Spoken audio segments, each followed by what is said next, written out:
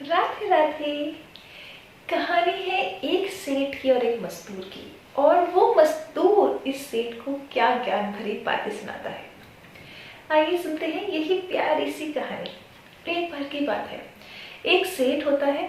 इन सेठ को कहीं तो जाना होता है, तो इन सेठ ने क्या करा, बहुत सारा सामान होता है, अपने घर लेकर जाना था, तो उन्होंने एक मजदूर हायर करने की सोची। आसपास देखा एक मजदूर मिला, उन्होंने कहा ये सामान लेकर वहां चलोगे? तो मजदूर ने कहा हाँ क्यों नहीं, चलता हूँ। तो बोले कि कितने पैसे लोगे?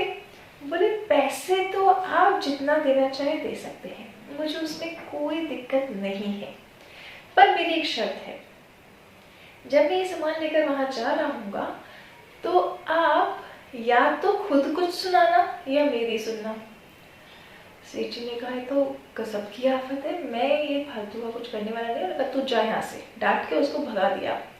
और फिर कोई दूसरा मजदूर ढूंढने लग गए, पर वहां पर कोई दूसरा मजदूर नहीं था। अब सेठ बेचारा करता क्या, सोचा ठीक है भाई चल, तू ही आ जा और सामान लेकर चल। तो उस मजदूर ने कहा मेरी शर्त याद है ना, या तो आप अपनी सुनाना या मैं अपनी सुनाऊंगा, जैसे आपकी इच्छा कर सकते हो, पैसे आप अपनी मर्जी के हिसाब से देना। सेठ को तो कैसे भी करके अपना काम निकलवाना था, तो उसने कहा ठीक है चल तू चल। सामान लेकर ही मजदूर आगे बढ़ा। जैसे ही सामान उठाया बोलता है अच्छा तो बताइए, आप सुनाने वाले हैं या मैं सुनाऊं?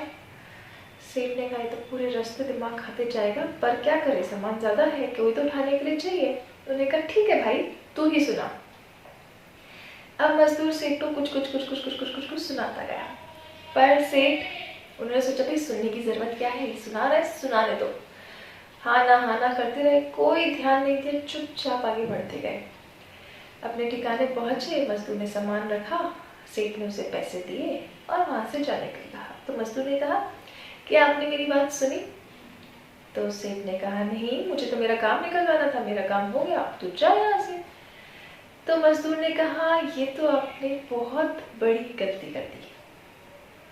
सेठ ने कहा एक तो मजदूर, ऊपर से इतनी अकड़, बोले तो जाता है कि नहीं?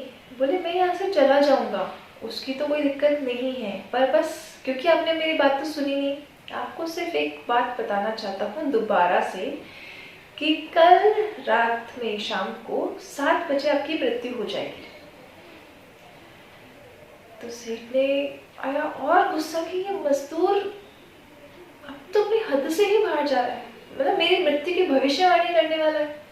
बोले ठीक है हो गया तेरा, अब जा सकता है। बोले मैं जा रहा हूँ, आप चिंता मत करिए, पर ये बात ध्यान रखिएगा कि कल शाम में 7 बजे आपकी मृत्यु हो जाएगी। अगर आप अब भी चाहते हैं तो मेरी बात ध्यान से सुनिए, नहीं तो आपकी इच्छा है, आपका जीवन है और मृत्यु तो होनी ही है। अब सेठ थोड़ा गंभीर हुआ, बोले बस सुन तो लेता हूँ, कहना क्या चाहता है, हो सकता है कुछ तो होगी बात। बोले बोल क्या बोलना चाहता है? तब उस मजदूर ने कहा कल आपकी 7 बजे मृत्यु हो जाएगी, ये तो निश्चित है, होनी ही है। अब जब आपकी मृत्यु हो जाएगी और यमराज आपको यहाँ से लेकर जाएंगे, तो वो आपसे एक प्रश्न पूछेंगे कि पहले पाप का फल भुगतना चाहते हो या पुण्य का?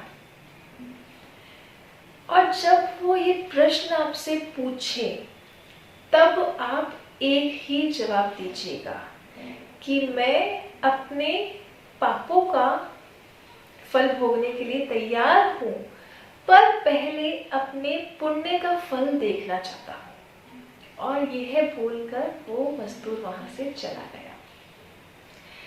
अगले दिन 7 बजे सेठ की मृत्यु भी हो जाती है। यमराज उन्हें लेने आते हैं। अब सेठ सोचते हैं कि भाई अब क्या कर सकते हैं, मजदूर ने जो कहा था वही ट्राई करके देखते हैं। तो उन्होंने यमराज से कहा कि, यमराज ने पूछा कि भाई आप क्या चाहते हैं? बोले कि पहले तो आप हमें पाप का ही फल भोगने दीजिए, और बस एक विनती है आपसे, क्योंकि मेरी आखिरी इच्छा है, तो आप वो मेरा जो पुण्य है वो मुझे आंखों से दिखा दीजिए। ये बात सुन के तो यमराज बड़े क्वेश्चन में आता है, बोले कि नहीं ये तो पॉसिबल नहीं है, तुम्हें और कुछ मांगना है तो मांग सकते हो, ये बिल्कुल पॉसिबल नहीं है, तो पुण्य भोग लो या पाप भोग लो, दिखाने का कोई प्रोविजन नहीं है हमारे लॉ बुक में। तो इस आदमी ने अब तो अड़ गया, नहीं आप तो मुझे पाप का फल दीजिए और पुण्य मुझे आंखों से दिखा दीजिए कि क्या फल देंगे। यमराज सोचे भाई आखिरी इच्छा है, पूरी करनी पड़ेगी, पर कैसे कर सकते हैं।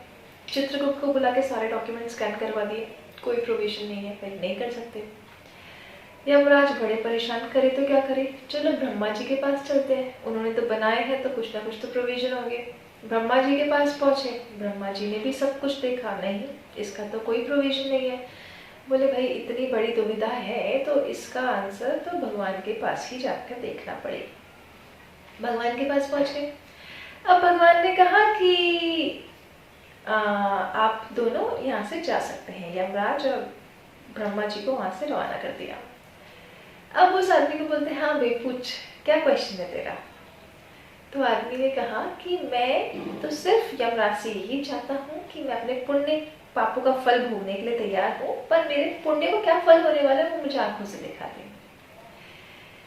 तो भगवान ने उन्हें कहा कि अरे बुद्धू मानव, तू अब भी इतनी सी बात नहीं समझा। जो तुझे मजदूर मिले थे ना वो तेरे सच्चे गुरु थे। उन सच्चे गुरु ने जाते जाते भी तेरा इतना बड़ा कल्याण कर दिया कि यमराज ब्रह्मा जी के थ्रू होते हुए तुझे मेरे पास लाके खड़ा कर दिया। तेरे पुण्य ऐसे नहीं थे कि तू मेरे सामने खड़ा हो सकता है, पर वो सच्चा गुरु तुझे मिला, उसकी एक शिक्षा से तेरे सारे पाप नष्ट हो गए और तू मेरे साक्षात खड़ा है। यही तो तेरे पुण्य का फल हुआ। उस सच्चे गुरु, उस मजदूर की वजह से तुझे इतना बड़ा पुण्य अर्जन हुआ है, तू अब भी नहीं समझा। तो अब क्योंकि तू मेरे सामने खड़ा है तो तेरे सारे पापों का अपने आप नाश हो चुका है और अब तू यहीं पर मेरे साथ रहेगा। ये जानकर ये व्यक्ति बहुत खुश होता है और भगवान की नमस्कार करके उस मजदूर को याद करता है जिसने सच्चा गुरु बनकर उसे भगवान से मिला दिया।